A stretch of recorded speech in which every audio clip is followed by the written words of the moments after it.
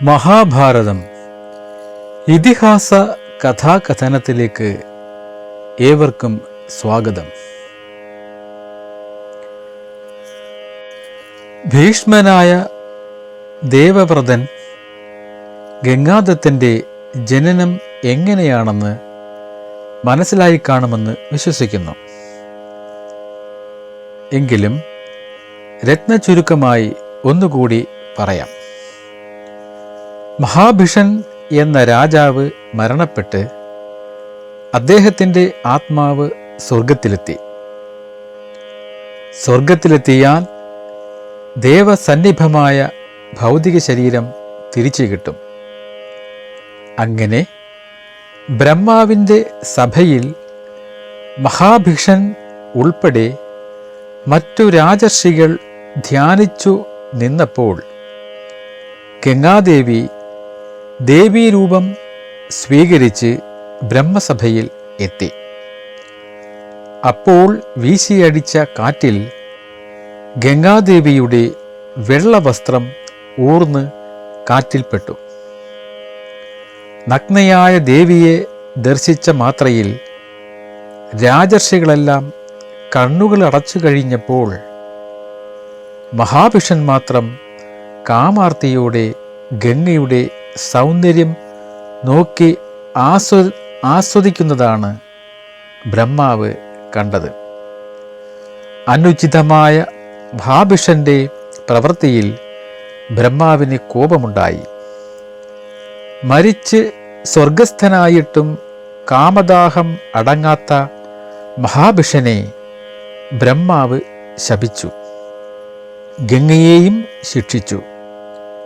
ഭൂമിയിൽ രണ്ടുപേരും മനുഷ്യരൂപമെടുത്ത് ഭാര്യാഭർത്താക്കന്മാരായി കാമസുഖം അനുഭവിച്ച് വന്നാൽ മതിയെന്ന് ബ്രഹ്മാവ് കൽപ്പിച്ചു.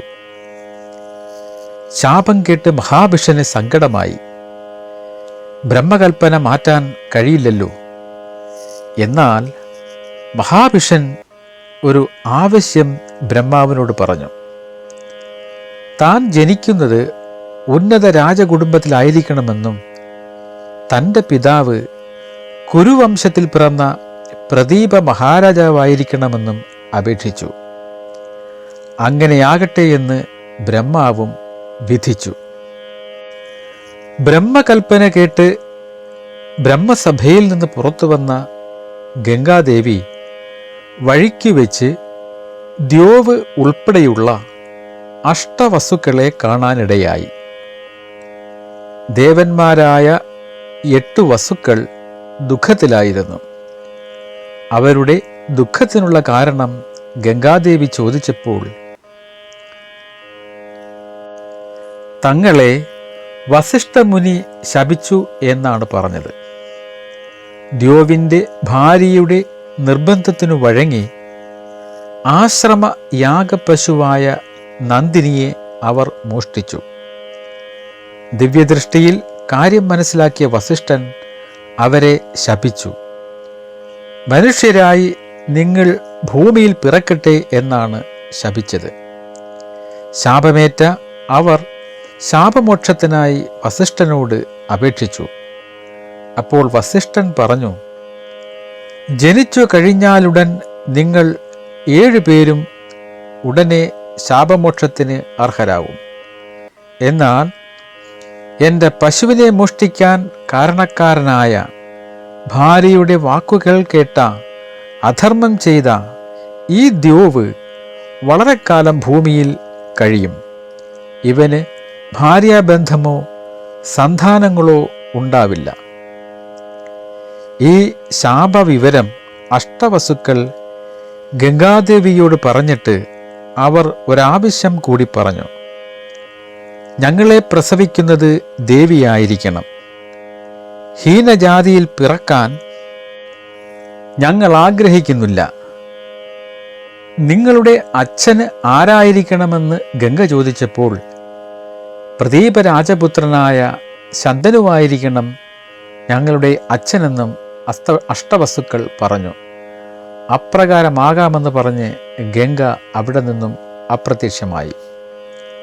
അങ്ങനെ മഹാഭിഷൻ എന്ന രാജാവ് പ്രദീപിൻ്റെ പുത്രനായ ശാന്തനുവായി പിറന്നു. ഗംഗാദേവി മനുഷ്യ സ്ത്രീരൂപം ധരിച്ച് ശാന്തനുവിൻ്റെ ഭാര്യയായി. താൻ എന്തു ചെയ്താലും തന്നെ ചോദ്യം ചെയ്യരുതെന്ന കരാറിലാണ് ഗംഗാദേവി ശാന്തനുവിൻ്റെ ഭാര്യയായത്. മുൻ നിശ്ചയിച്ച പ്രകാരം 7 മക്കൾ ജനിച്ചപ്പോൾ 7 പേരെയും ഗംഗാദേവി വെള്ളത്തിൽ മുക്കിക്കൊന്ന് അവരുടെ മനുഷ്യജന്മം അവസാനിപ്പിച്ച് മോക്ഷം നൽകി.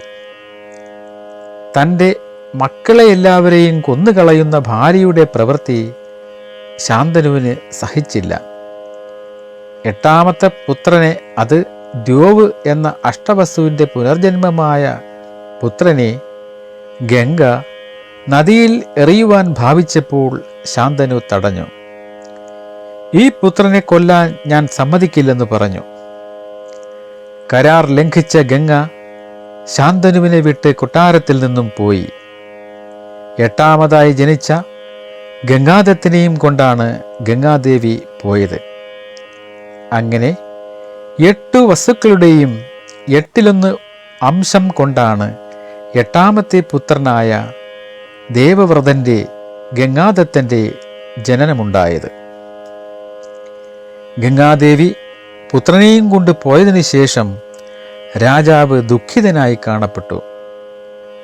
അവർ ജീവിച്ചിരിപ്പുണ്ടല്ലോ എന്ന സമാധാനത്തിൽ രാജാവ് ക്രമേണ രാജ്യകാര്യങ്ങളിൽ മുഴുകി. എല്ലാവരും ചേർന്ന് ശാന്തനുവിനെ രാജാധിരാജനായി അഭിഷേകം ചെയ്തു. രാജ്യം അഭിവൃദ്ധിയിലേക്ക് നീങ്ങി. രാജ്യത്ത് അധർമ്മം ഉണ്ടായില്ല. ഓരോ വംശക്കാരും പരസ്പരം ബഹുമാനിച്ച് അവരവരുടെ കുലധർമ്മങ്ങൾ മുഴുകി കഴിഞ്ഞു. കുരുപത്തനമായ ഹസ്തനാപുരി വാണ ശാന്തനു ആഴിച്ചൂഴുന്ന ഭൂമി മുഴുവൻ പാലിച്ചു പോന്നു. രാഗദ്വേഷങ്ങൾ വിട്ടകന്ന പ്രിയദർശനൻ തേജസ്സിൽ അർക്കന് തുല്യവും വേഗത്തിൽ വായുതുല്യനും കോപത്തിൽ അന്തകതുല്യനും ക്ഷമയിൽ ക്ഷമയോട് തുല്യനുമായി പ്രശോഭിച്ചു.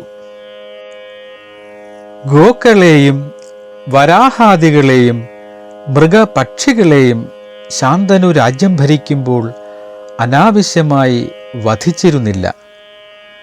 ബ്രഹ്മധർമ്മത്തോടുകൂടി രാജ്യത്ത് ആ മഹാനായ ശാന്തനു കാമക്രോധങ്ങളെ വിട്ട് ഭൂതജാലങ്ങൾക്കെല്ലാം സമഭാവനയോടെ സംരക്ഷകനായി തീർന്നു.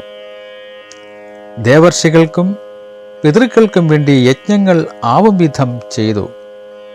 അധർമ്മമായി അന്ന് ലേശവും പ്രാണിഹിംസ നടന്നില്ല.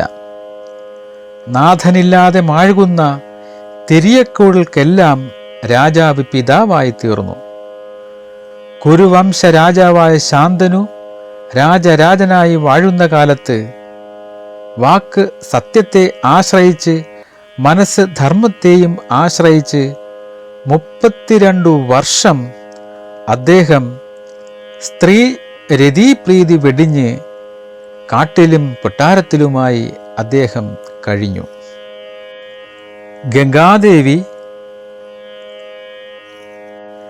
ഗംഗാദത്തനെയും കൊണ്ടുപോയി 32 വർഷം കഴിഞ്ഞ ഒരു ദിവസം ശാന്തനു രാജാവ് വേട്ടയാടി ഗംഗാതീരത്തെത്തിയപ്പോൾ ഗംഗയിൽ വെള്ളം വളരെ കുറവായി കണ്ടു. ഇത് കണ്ട് രാജാവ് ചിന്തിച്ചു, എന്താണ് ഈ നദി മുമ്പത്തെ പോലെ ശക്തിയായി ഒഴുകാത്തത്? കാരണം അന്വേഷിച്ച് നടന്നപ്പോൾ രാജാവ് ദേവതുല്യം തേജസ്വിയും പ്രിയദർശനനുമായ ഒരു കുമാരനെ കണ്ടെത്തി. അവൻ ദിവ്യാസ്ത്രം തൊടുത്തു നിൽക്കുന്നു. ഇവൻ ഇന്ദ്രനാണോ എന്ന് തോന്നി. ഗംഗയെ ചിറകെട്ടി തടഞ്ഞു നിർത്തിയിരിക്കുകയാണ് അവൻ. തീക്ഷ്ണമായ ശസ്ത്രങ്ങൾ തൂകി ഗംഗ നിരക്കെ മൂടി നിൽക്കുന്ന അവനെ കണ്ട് രാജാവ് വിസ്മയിച്ചു. അതുല്യ വിക്രമനായ ഈ കുമാരൻ ഏതാണെന്ന് രാജാവിന് മനസ്സിലായില്ല. പക്ഷേ അദ്ദേഹം തൻ്റെ പുത്രനെ ഓർത്തു. തീരെ കൈക്കുഞ്ഞായിരിക്കുമ്പോഴാണല്ലോ അദ്ദേഹം പുത്രനെ കണ്ടത്. ഇത് തൻ്റെ മകനാണോ എന്ന് അദ്ദേഹം ചിന്തിച്ചു. ഒരു മകനോടുള്ള സ്നേഹം അദ്ദേഹത്തിന് ഉണ്ടായി. ഉടനെ മായയാൽ മോഹിപ്പിച്ചു. അവൻ പെട്ടെന്ന് അവിടെ നിന്നും മറഞ്ഞു. അത്ഭുതത്തോടെ രാജാവ് ആ കുട്ടിയെ തിരഞ്ഞു. മോഹം ജനിപ്പിച്ചു മറഞ്ഞ കുമാരനെപ്പറ്റി ചിന്തിച്ചു. ഏതാണ് ഈ കുട്ടി? തൻ്റെ പുത്രനാണോ ഈ അത്ഭുതവിക്രമൻ എന്നു ശങ്കിച്ച് രാജാവ് അവിടെ നിന്ന് ഗംഗാദേവിയെ പ്രാർത്ഥിച്ചു.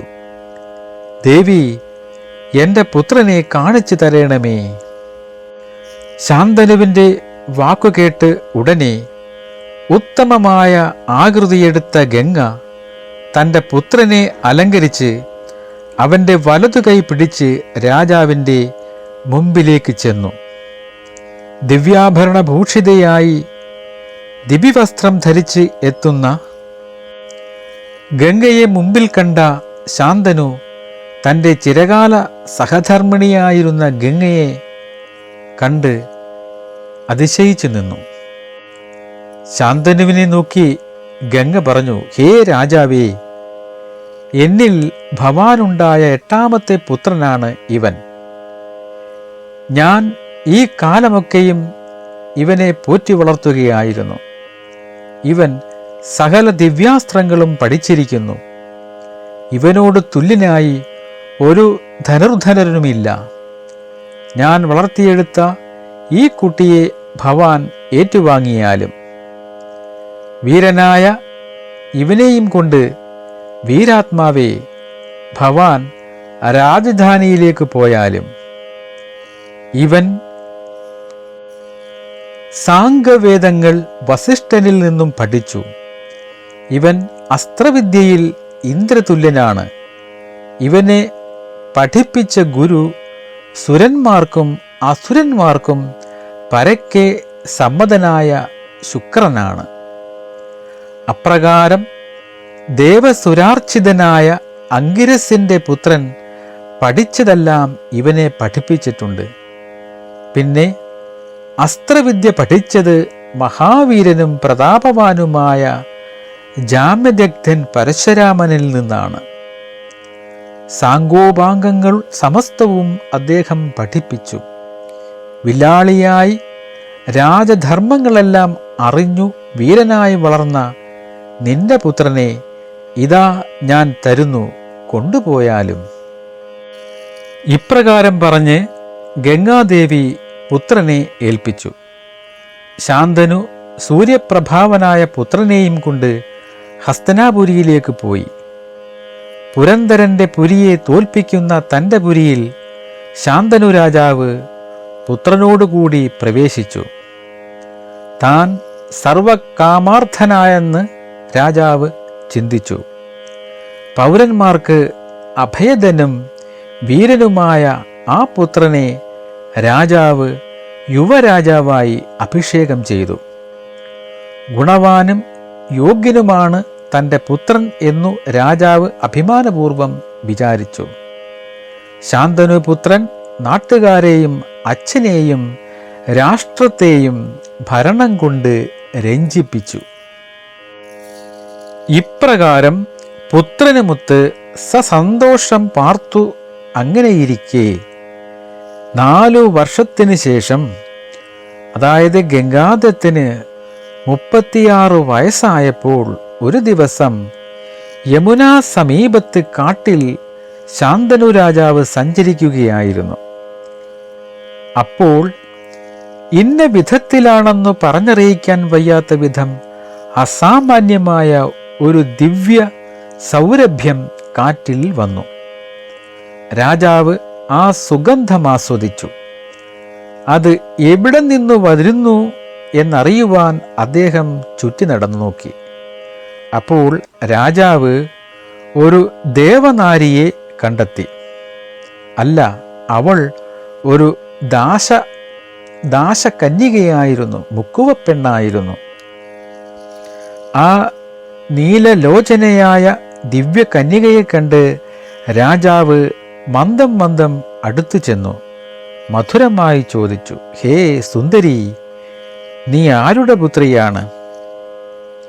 അവൾ ഭീതയായി എഴുന്നേറ്റു. ഭയപ്പെടേണ്ട, എന്താണ് നീ ചെയ്യുന്നത്?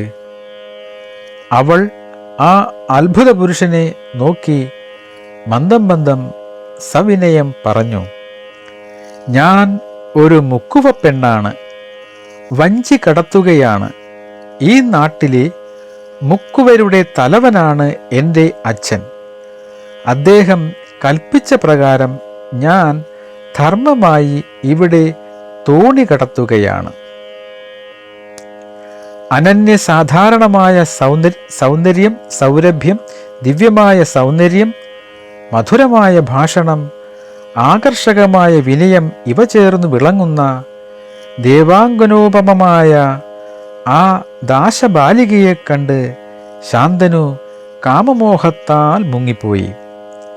ശാലീനയായ അവളുടെ വീട് ചോദിച്ചറിഞ്ഞ് രാജാവ് മുക്കുവൻ്റെ കുടിലിൽ ചെന്നുകയറി. ആ മുക്കുവ പ്രഭുവിനെ കണ്ട് സാദരം ചോദിച്ചു, അങ്ങയുടെ മകളെ എനിക്കു നൽകുമോ? മുക്കുവൻ രാജാവിനെ യഥോചിതം ആചരിച്ചു സ്വീകരിച്ച് പറഞ്ഞു, ഹേ രാജാവേ, ജനിച്ച അന്നു മുതൽ ഇവൾ ഒരുവനു നൽകേണ്ടവളാണെന്ന് എനിക്കറിയാം. എൻ്റെ ഉള്ളിൽ ഒരാശയുണ്ട്. എൻ്റെ മകളെ ഭവാൻ ധർമ്മപത്നിയായി സ്വീകരിക്കുകയാണെങ്കിൽ സത്യസന്ധമായി ഭവാൻ എന്നോട് ഒരു ശപഥം ചെയ്യുകയാണെങ്കിൽ എൻ്റെ പെൺകിടാവിനെ ഞാൻ അങ്ങേക്കു തരാം. നാടുവാഴുന്ന രാജാവിനേക്കാൾ ശ്രേഷ്ഠനായ ഒരു വരനെ എൻ്റെ മകൾക്ക് കിട്ടുകയില്ലല്ലോ. ഞാൻ സംതൃപ്തനാകാം. ശാന്തനു ചോദിച്ചു, എന്തു വരമാണ് ഭവാന് ഞാൻ നൽകേണ്ടത്? നിന്റെ ഇഷ്ടമെന്താണെന്ന് കേട്ടതിന് ശേഷം ഞാൻ തീർച്ചപ്പെടുത്താം. തരാവുന്നതാണെങ്കിൽ തരാം, വയ്യാത്തത് തരുവാൻ ഒക്കുകയില്ല. ദാസൻ പറഞ്ഞു, ഇവൾക്കുണ്ടാകുന്ന പുത്രനെ ഹേ രാജാവേ, ഭവാൻ രാജാവായി അഭിഷേകം ചെയ്യണം. രാജ്യം മറ്റാർക്കും നൽകരുത്. മുക്കുവന് ഈ വരം നൽകുവാൻ രാജാവ് തയ്യാറായില്ല.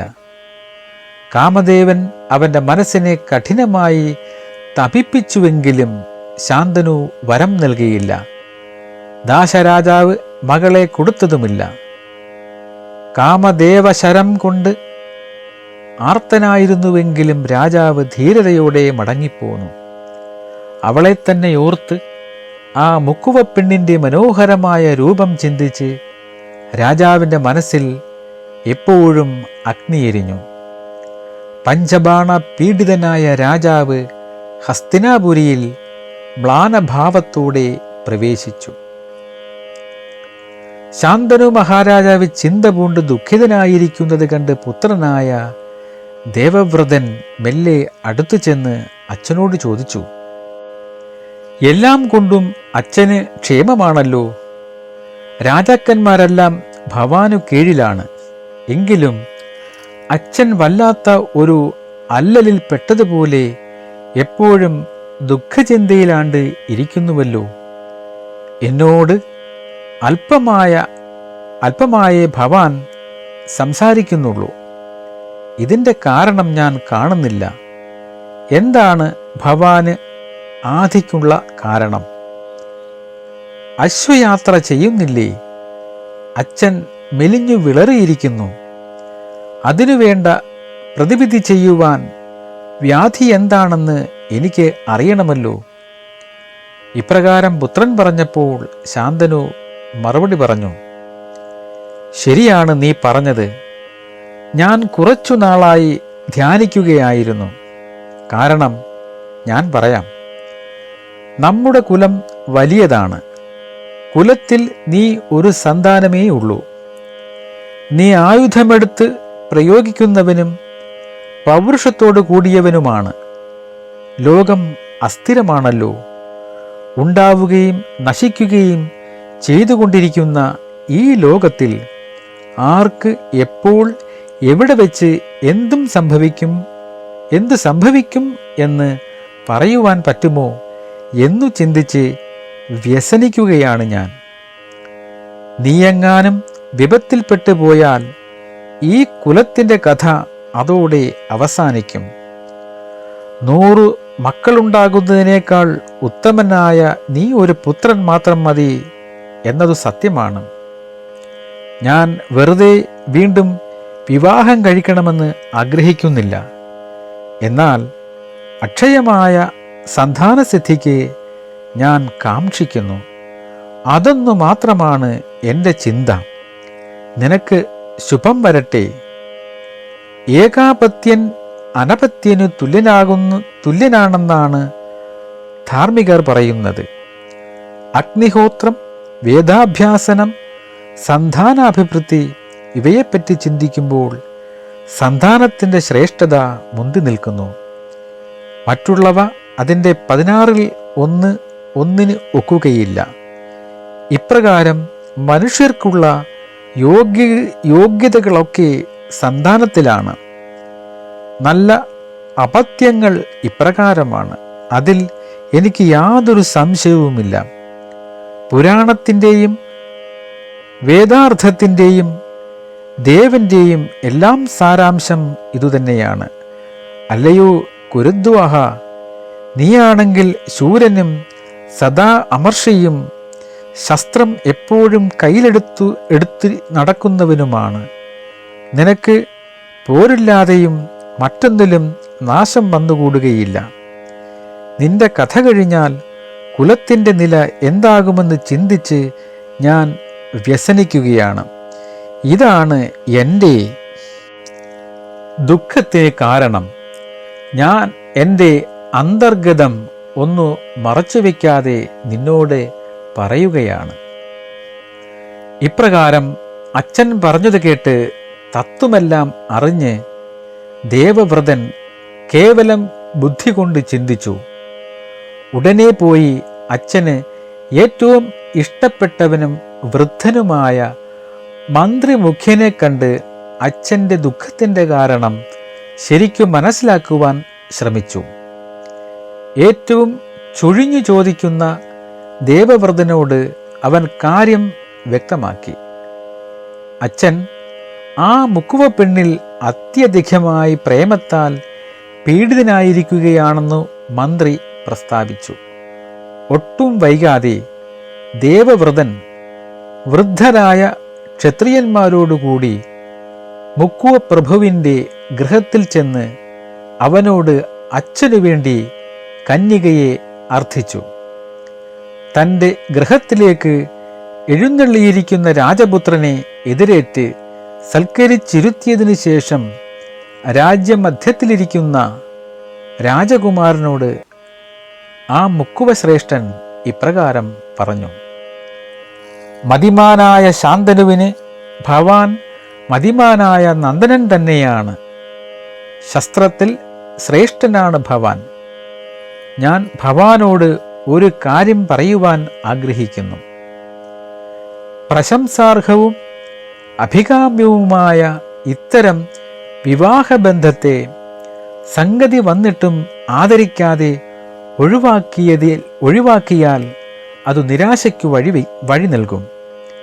ഏതവനും ദുഃഖിക്കേണ്ടി വരും, തീർച്ചയാണ്. സത്യവതിയുടെ ജന്മത്തിന് ബീജാപാപം ചെയ്ത ആൾ നിങ്ങളെപ്പോലെ ഗുണം തികഞ്ഞ ഒരു മാന്യനാണ്. അദ്ദേഹത്തിൻ്റെ അപത്യമാണ് ഇവൾ. ഭവാന്റെ അച്ഛനെപ്പറ്റി അദ്ദേഹം പല പ്രാവശ്യം എന്നോട് വാഴ്ത്തിപ്പറഞ്ഞിട്ടുണ്ട്. അദ്ദേഹം എല്ലാം കൊണ്ടും ഇവൾക്കു ചേർന്ന ഒരു ഭർത്താവാകുവാൻ യോഗ്യനാണ്. ദേവർഷിയായ അസിതൻ ഇവളെ വിവാഹാന്വേഷണത്തിന് വരികയുണ്ടായി. ഞാൻ ആ കാര്യം കൊള്ളാവുന്നതാണെങ്കിലും ഉപേക്ഷിക്കുകയാണുണ്ടായത്. അദ്ദേഹം സത്യവതിയെ കിട്ടുവാൻ കുറച്ചല്ല ആഗ്രഹിച്ചത്. രാജാവേ, കന്യകയുടെ പിതാവെന്ന നിലയിൽ ഞാൻ ഒരു കാര്യം പറഞ്ഞുകൊള്ളട്ടെ.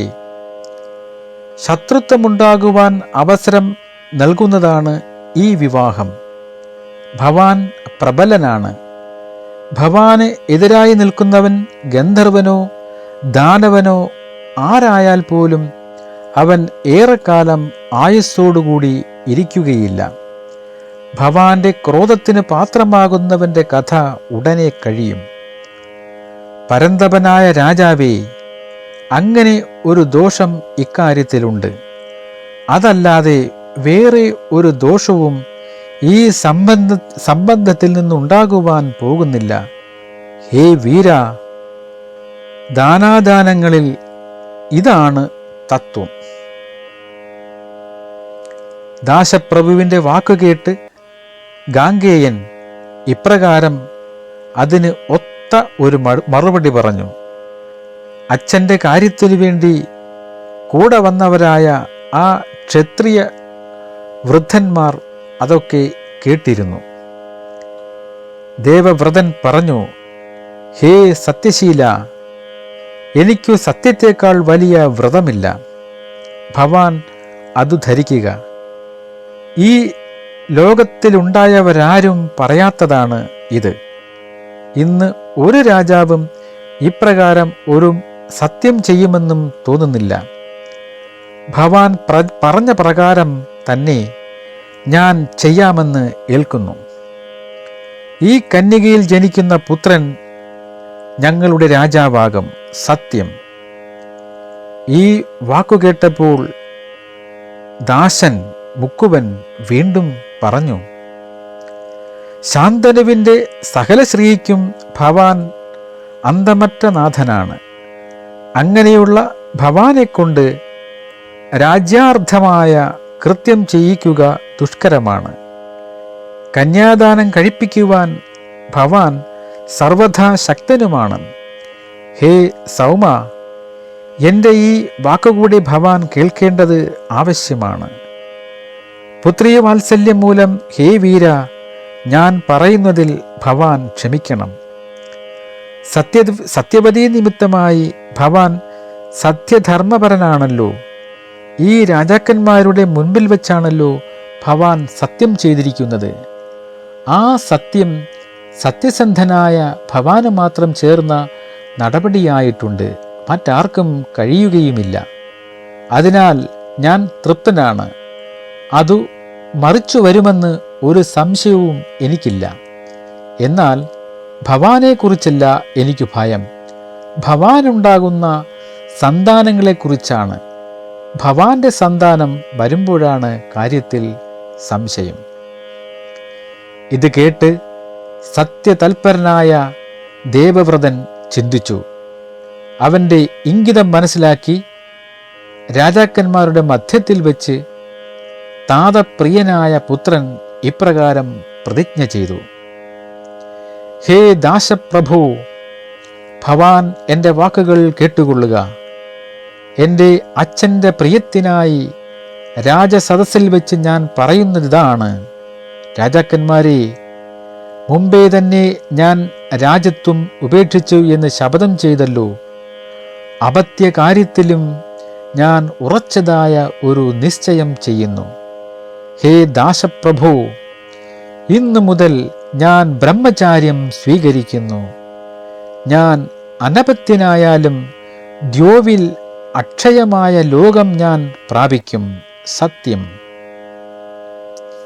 ഇപ്രകാരം ദേവവ്രതൻ സത്യം ചെയ്തപ്പോൾ ആ മുക്കുവ രാജാവിന് രോമാഞ്ചമുണ്ടായി. ധർമ്മശീലനായ അവൻ തൻ്റെ പുത്രിയെ നൽകാമെന്ന് സസന്തോഷം സമ്മതിച്ചു. അപ്പോൾ അന്തരീക്ഷത്തിൽ ദേവർഷി മണ്ഡലം ഒന്നായി പുഷ്പവർഷം ചൊരിഞ്ഞു. ഇവൻ ഭീഷ്മൻ തന്നെ എന്ന് ആകാശത്തു നിന്ന് അശരീരി വാക്കുണ്ടായി. പിന്നെ മുക്കുവൻ തൻ്റെ കന്യകയെ യാത്രയാക്കി. രാജപുത്രൻ അച്ഛനു വേണ്ടി ആ ധന്യയായ കന്യകയുടെ സമീപത്തണഞ്ഞ് പറഞ്ഞു, അമ്മേ, തേരിൽ കയറുക, നാം നമ്മുടെ ഗൃഹത്തിലേക്ക് പോവുകയാണ്. ഇപ്രകാരം ഭീഷ്മൻ ആ ശ്രേഷ്ഠ കന്യകയെ തേരിൽ കയറ്റി ഹസ്തിനാപുരിയിലേക്ക് തിരിച്ചു. ആ മനോമോഹിനിയെ അച്ഛൻ്റെ സമീപത്തെത്തിച്ചു. രാജാക്കന്മാർ ഭീഷ്മന്റെ ദുഷ്കരമായ കർമ്മത്തെ വാഴ്ത്തി. അവർ ഓരോരുത്തരും ഒറ്റയ്ക്കും കൂട്ടായും ഇവൻ ഭീഷ്മൻ തന്നെ എന്നു പുകഴ്ത്തി. ഭീഷ്മന്റെ ദുഷ്കരമായ ആ കർമ്മം കേട്ട് ഹൃദയത്തിലടങ്ങാത്ത നന്ദിയോടും ആനന്ദത്തോടും അത്ഭുതത്തോടും വാത്സല്യത്തോടും കൂടി ശാന്തനു പറഞ്ഞു, മകനേ, നീ സ്വച്ഛന്ത മൃത്യുവാകുക. നീ ജീവിച്ചിരിക്കുവാൻ ആഗ്രഹിക്കുന്ന കാലത്തോളം മൃത്യു നിന്നെ ബാധിക്കുകയില്ല. നിന്റെ സമ്മതമുണ്ടെങ്കിലേ മൃത്യു നിന്നെ സ്പർശിക്കുകയുള്ളൂ. ഇതു സത്യമാണ്. ഇപ്രകാരം ശാന്തനു രാജാവ് തൻ്റെ പുത്രന് വരം നൽകി അനുഗ്രഹിച്ചു.